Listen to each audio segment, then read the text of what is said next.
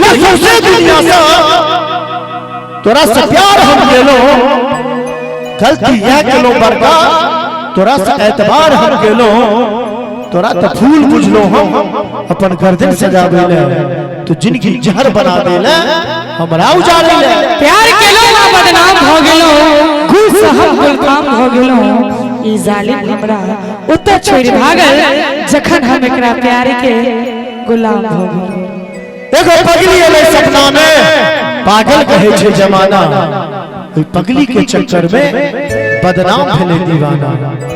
आप तो हालत मजनू सने ओ लैला बन कनावैया हम साच कहे छी भाई साहब ई नहीं गांव पर जे छथिन ओ पगली बन जावैया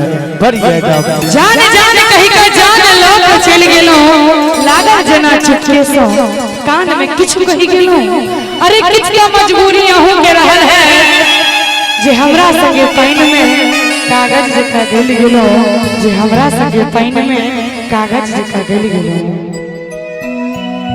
लागैया कि मर जतो नहीं तो जहान देतो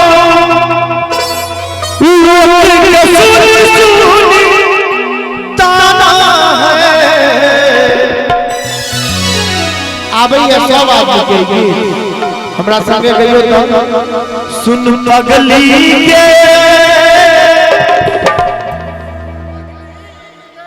अगला लाइन कहियो ना देखियो धर धर लोग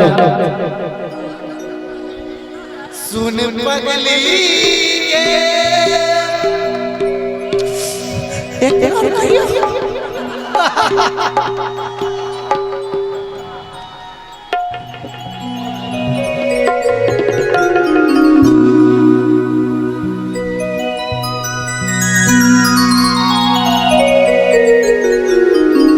सुन दीवाना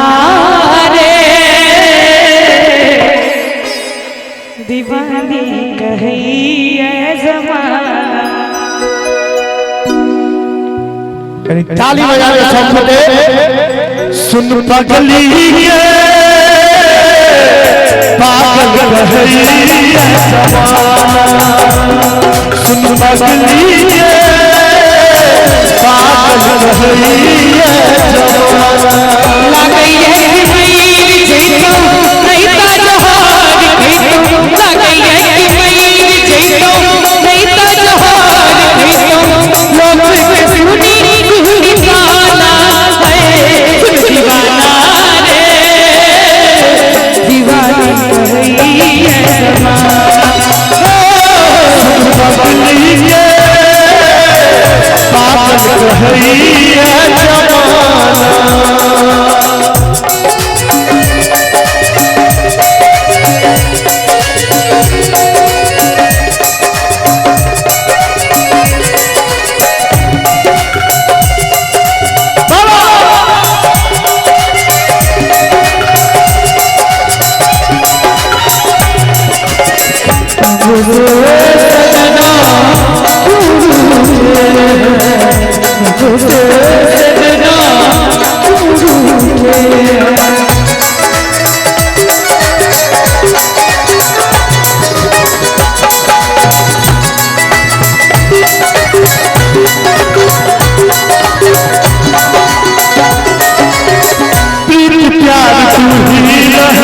तू ही छल जान के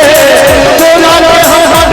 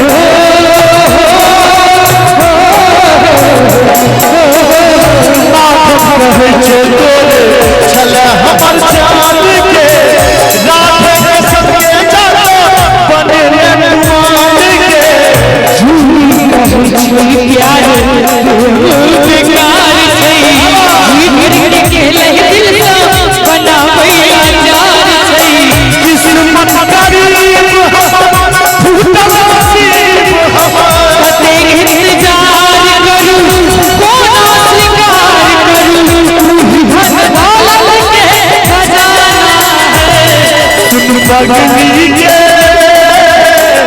पागल रहरिया जमाना दीवानी रहरिया जमाना पागल रहरिया जमाना दीवानी रहरिया पागल रहरिया